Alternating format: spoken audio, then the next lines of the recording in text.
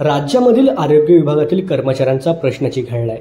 आपल्या प्रलंबित मागण्यांसाठी राज्यातील सर्व शासकीय रुग्णालय, मनोरुग्णालय आणि कामगार रुग्णालयामधील चतुर्थ श्रेणी कर्मचाऱ्यांनी राज्य सरकारी चतुर्थ श्रेणी कर्मचारी मध्यवर्ती महासंघाचे राज्याध्यक्ष भाऊसाहेब पठाण आणि सरचिटणीस बाळाराम सावर्डेकर यांच्या नेतृत्वात आझाद मैदानात एक दिवसाचं आंदोलन केलं। सर्व रुग्णालय आणि विभागातील वर्ग ड ची रिक्त पदे सरळ सेवेने तात्काळ भरून सध्या सुरू असलेले खासगीकरण, कंत्राटीकरण धोरण रद्द करावे। केंद्रीय 7व्या वेतन आयोगाच्या शिफारसीनुसार चतुर्थ श्रेणी कर्मचाऱ्यांना किमान मूळ वेतन हे 18,000 मिळावे।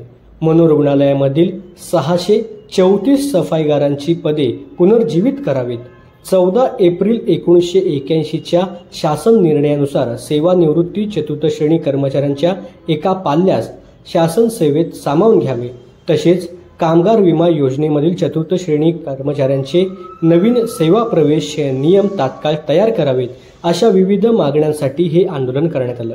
यावेळेला उद्धव बाळासाहेब ठाकरे शिवसेना गटाचे आमदार, कामगार नेते सचिन अहिर आणि आमदार मनोज जामसुदकर यांनी या आंदोलनाला पाठिंबा देत येत्या अधिवेशनात हा विषय आपण मांडणार असल्याचं जाहीर केलं। नेतृत्वाखाली हा आंदोलन आज आझाद मैदानमध्ये सर्वांना संघटित करण्याचं काम आज या निमित्ताने केलेलं आहे।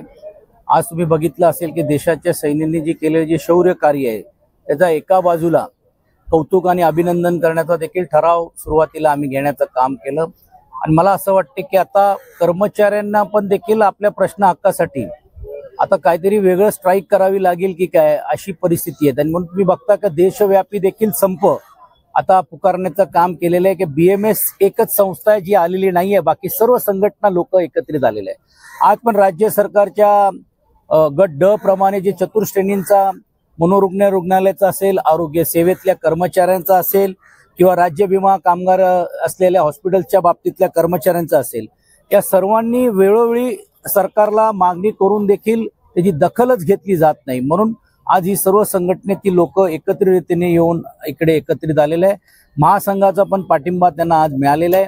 आम्ही पण आमच्या संघटनेच्या वतीने पाठिंबा देऊन वेळ प्रसंगी अधिवेशनाच्या पूर्वीला पण देखील मोठा जन आंदोलन या प्रश्नावरती निर्माण करण्याचा निर्धार आज या मेळाव्यामध्ये आणि किंवा या आंदोलनामध्ये करण्याचं काम केलेलं आहे।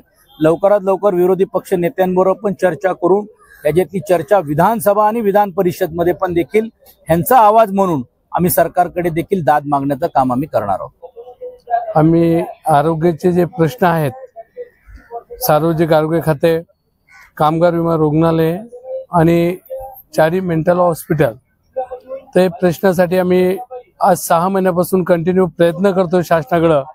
शासन त्याची दखल घेत नसल्यामुळं शासनाला आम्ही 1 महिन्यापूर्वी नोटीस दिलेली आहे, परंतु शासनाने अजिबात दखल घेतलेली नाहीये। दखल घेतले नसल्या आजचा जे आमचा फक्त इशारा आहे, कधी शासनाने तात्काळ आम्हाला मीटिंगला बोलून आमचे चर्चेद्वारे प्रश्न नाही सोडवले तर हे फक्त पिक्चर आहे। त्याच्यानंतर तुम्हाला अगोदर आजच्या कार्यक्रमामध्ये आम्ही मोठी घोषणा पण करणार आहोत। शासनाने दखल घेतल्या नसल्यामुळं आज आमचे जिव्हाळ्याचे प्रश्न आहे।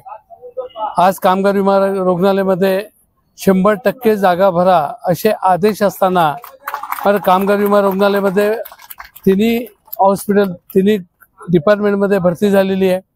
DMR मेडिकल कॉलेज हॉस्पिटल, जिल्हा परिषद आरोग्य खाते, सार्वजनिक आरोग्य खाते, मगर कामगार विमामध्ये भरती नाही झाल्यामुळं आज तिथले 10 माणसाचं काम 2 माणसाला करावं लागतं।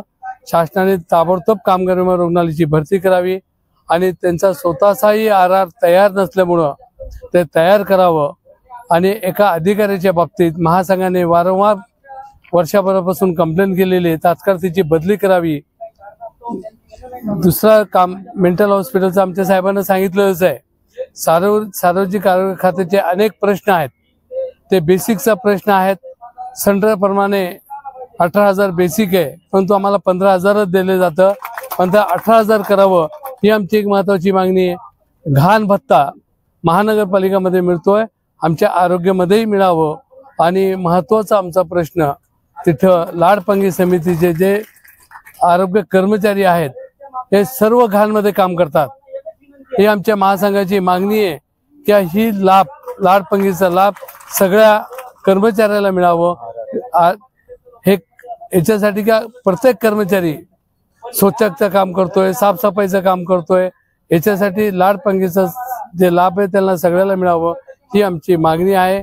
इतर मागण्या आमच्या 28 आहे, आरआरच्या बाबतीत आहे आणि भरतीच्या बाबतीत आहे। हे शासनाने त्याची दखल घ्यावी।